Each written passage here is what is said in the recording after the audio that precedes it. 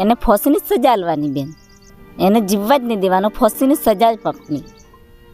મારી દીકરી મરી જેવી એને ફોસીની સજા આપવાની એટલે આપવાની.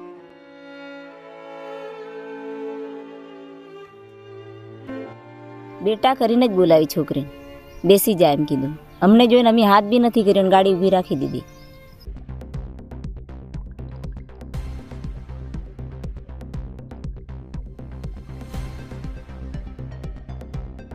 નમસ્કાર મિત્રો, તમે જોઈ રહ્યા છો મિસ ધમા. હાલ જે સરકારી શાળામાંથી 6 વર્ષની બાળકીની લાશ મળી હતી તેનો ગુનેગાર સામે આવ્યો છે, જે બીજું કોઈ નહીં પણ એમની જ નિશાળનો આચાર્ય છે, જે પોલીસ તપાસમાં સામે આવ્યું છે. 10-20ની આજુબાજુમાં પ્રિન્સિપાલ ગોવિંદભાઈ નટ પોતાની ગાડી લઈને સ્કૂલે જતા હતા, ત્યારે એની માતા રસ્તામાં બાળકીને લઈ અને ઊભા હતા. એમણે આ પ્રિન્સિપાલની ગાડી રોકાવી અને એમની ગાડીમાં આ દીકરીને બેસાડી દીધેલી. ત્યારબાદ સમગ્ર ઘટના એવી બની કે આ પ્રિન્સિપાલે રસ્તામાં કોઈ સ્થળે બાળકી સાથે દુષ્કર્મ કરવાના પ્રયત્ન કરતા બાળકીએ બૂમાબૂમ કરવા લાગેલી અને એનું મોઢું દાબી દેવામાં આવેલું, જેના કારણે શ્વાસ રૂંધાવાથી બાળકી બેહોશ અથવા તો મરણ ગયેલી.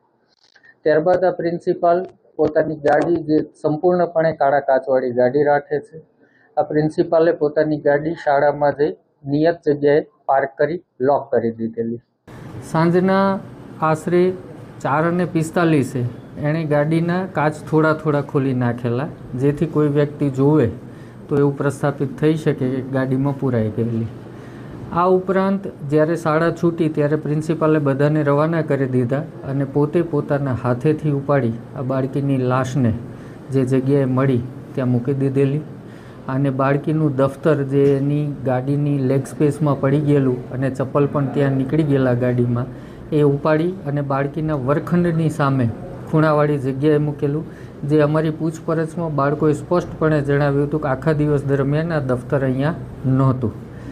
આ તમામ હકીકતો ધ્યાનમાં આવતા તમામ શિક્ષકોને અત્રે લીમખેડા પોલીસ સ્ટેશને સઘન અને સતત પૂછપરછ કરેલી અને તમામ ટેકનિકલ ડેટાનું એનાલિસિસ કરતાં પ્રિન્સિપાલ કબૂલાત કરેલી અને ભાંગી પડેલા. અને એણે જે પહેલાં સ્ટોરી કરતા હતા કે મને ખ્યાલ નથી, મેં ઉતારી દીધી હતી, એ જ પ્રકારની વાત કરતા હતા, એ તમામ બાબતોમાં સત્ય સામે આવ્યું અને આ સંપૂર્ણ કૃત્ય પ્રિન્સિપાલ દ્વારા કરવામાં આવેલું હતું અને તેમના દ્વારા આ રીતે આ દીકરીની જે લાશ છે એનો નિકાલ કરવામાં આવેલો હતો.